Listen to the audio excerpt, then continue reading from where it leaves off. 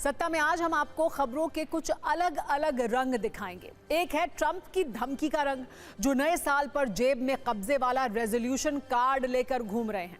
फिर पाकिस्तान का रंग, जो असदुद्दीन ओवैसी की जुबानी फायरिंग से उड़ा हुआ है। लेकिन पहले बात उस बेशर्म रंग की, जो हत्या और रेप के दोषी पर चढ़ा है, जिसे देखकर लगता है कि उसके सामने सिस्टम, नियम और कायदों ने भी सरेंडर कर दिया है। नाम है गुरमीत राम रहीम। ये वो रेपिस्ट राम रहीम है जिसके लिए मानो सिस्टम अब एक फुटबॉल बनकर रह गया है। तभी तो वो सिस्टम के नियम कायदों पर अपने पावर की फ्री किक लगा रहा है। एक बार फिर डेरा सच्चा सौदा के प्रमुख राम रहीम पर पैरोल वाली कृपा बरसी है और इस तरह रेप और हत्या के लिए राम रहीम को जो सजा मिली है वो एक मजाक बनकर रह गई है। इसीलिए सवाल तो बनता है, बलात्कारी राम रहीम के सिर पर आखिर किसका सरकारी आशीर्वाद है? और सवाल यह भी है, और हो सकता है कि सब कुछ नियमों के तहत हो, लेकिन राम रहीम की जगह कोई और कैदी होता तो क्या उसे भी पैरोल और फरलो वाला आशीर्वाद इसी तरह से मिलता? चिंताजनक खबर यह है कि राम रहीम एक बार फिर 40 दिन की पैरोल पर जेल से बाहर आ गया है। आज करीब 11:30 बजे वो पूरे लाओ लश्कर के साथ सुनारिया जेल से निकला और सिरसा डेरे के लिए रवाना हुआ। इसीलिए आज हम आपको रेपिस्ट राम रहीम की मौज वाला कैलेंडर दिखाते हैं। जिस शख्स को रेप और हत्या के लिए आजीवन जेल की सजा मिली है, उसने कैसे इस सजा से ज्यादा की सजा सिर्फ छुट्टियों में उड़ा दी है। राम रहीम 2017 से जेल में बंद है। पहली बार उसे छुट्टी 2021 में मिली और इसके बाद उसके पैर जेल में कभी टिके ही नहीं। 2020 में राम रहीम 2 दिन के लिए जेल से बाहर आया। 2022 में 91 दिनों तक राम रहीम ने पैरोल और फरलो का सुख उठाया। 2023 में एक बार फिर 91 दिन तक राम रहीम पर आजादी वाली कृपा बरसती रही। 2024 में पैरोल और फरलो वाला ये नंबर 92 दिन हो जाता है। इसके बाद 2025 में भी उसने 111 दिन तक पैरोल और फरलो वाले डिस्काउंट के कूपन को रिचार्ज किया। और अब एक बार फिर तमाम सबूतों और गवाहों के मद्देनजर राम रहीम को बाइज्जत पैरोल दे दी गई है। वो भी तब जब नियम कहता है हर कैदी को कानून के तहत 1 साल में 70 दिनों की पैरोल और 21 दिनों की फरलो लेने का अधिकार होता है, यानी 91 दिन। फिर भी राम रहीम इससे कहीं ज्यादा दिनों तक जेल से बाहर रहा है। हालांकि राम रहीम के प्रवक्ता ये कह रहे हैं कि सब नियमों के तहत हो रहा है। हर एक कैदी का अधिकार होता है, जो लीगल अधिकार उसका बनता है, वो 1 साल के अंदर 70 दिन की पैरोल और 21 दिन की फरलो ले सकता है। उसी 70 दिन की पैरोल में से आज 40 दिन की पैरोल पूज्य गुरुजी को दी गई है। और ऐसा बिल्कुल भी नहीं है कि इस पैरोल और फरलो का लाभ केवल पूज्य गुरुजी को ही मिल रहा है। लगभग 6000 ऐसे कैदी हैं जो स्टेट की कॉम्पिटेंट अथॉरिटी द्वारा हर साल पैरोल और फरलो पर रिलीज किए जाते हैं। राम रहीम को 15वीं बार जेल से छुट्टी मिली है। इसीलिए आज ये समझना बहुत जरूरी है कि राम रहीम को बार बार जो पैरोल मिलती है उसे लेकर नियम क्या है। यहाँ पे आप कन्विक्टेड हो और आपका जो टाइम पीरियड है, जो सेंटेंस आपको मिली हुई है, उसका अगर आपको जैसे 6 साल के बाद आपकी मोस्टली बनती है इसकी ग्राउंड्स जो पैरोल के हैं, तो आपको वहाँ पे गुड कंडक्ट है आपका, आपने अच्छा जेल में बिहेवियर दिखाया है, अपना कॉन्ट्रीब्यूशंस आपकी जेल की तरफ से अच्छी हैं, तो उसको देखते हुए जब आपकी पैरोल एप्लीकेशंस आप फाइल करते हो तो वो देख के आपको वो दिया जाता है।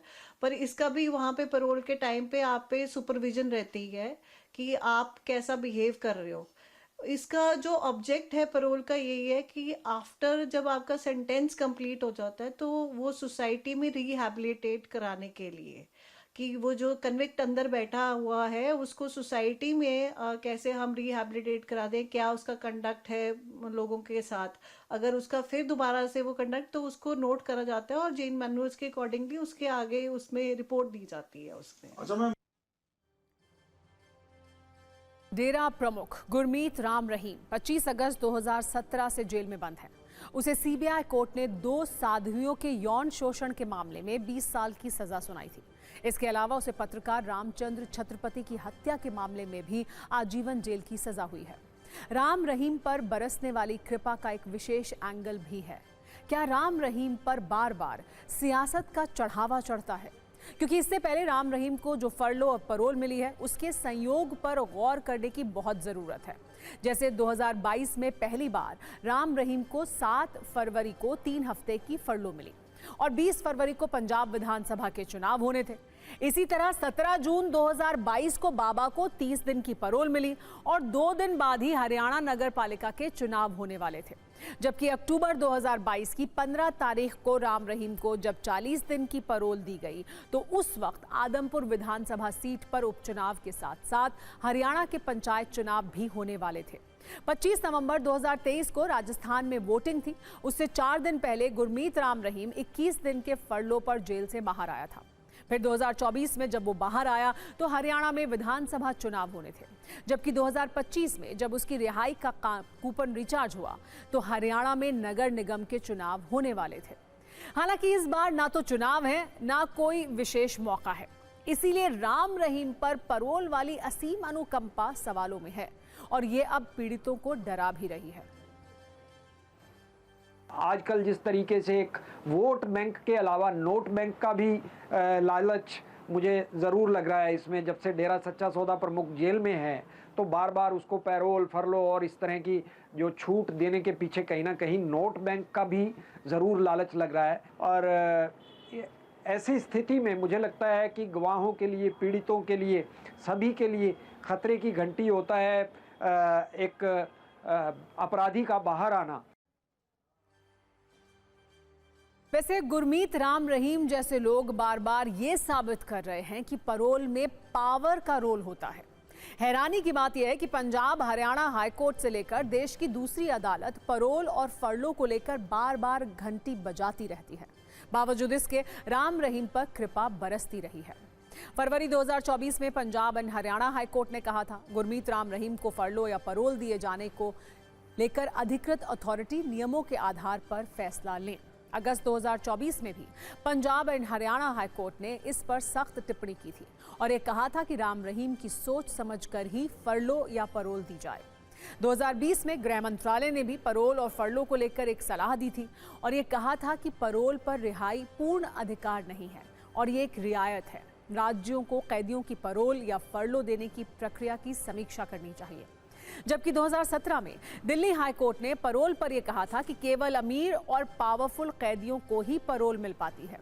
ऐसे लोगों की मदद के लिए पुलिस अधिकार क्षेत्र से बाहर जाकर मदद करती है और जिन्हें ज्यादा जरूरत होती है उन्हें बेल तक नहीं मिलती।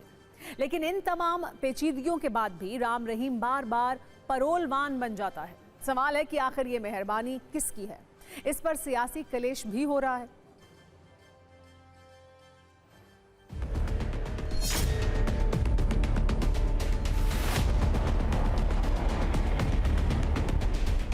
राम रहीम को लेके बहुत बड़ा बवाल है, आपने लगातार बोला है, थैंक यू। मेरे ख्याल सवाल नहीं रहा, वो माननीय कोर्ट का काम है। Thank you.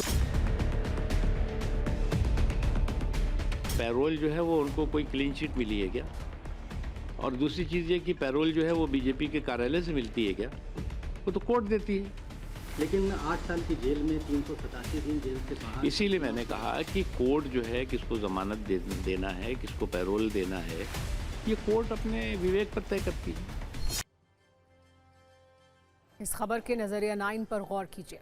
कहते हैं कानून सबके लिए बराबर है, ये भेदभाव नहीं करता। लेकिन राम रहीम जैसे लोग इस व्याख्या को गलत साबित करते हैं। क्या वीआईपी लोगों की तरह सजा भी वीआईपी और सामान्य कोटे की होती है? हो सकता है राम रहीम को जो परोल और फरलो मिल रहा है वो नियमों के तहत हो, लेकिन क्या ये डिस्काउंट नैतिकता की कसौटी पर जायज है? क्या इतना ही डिस्काउंट किसी आम कैदी को भी मिलेगा? इस पर जरा विचार कीजिएगा।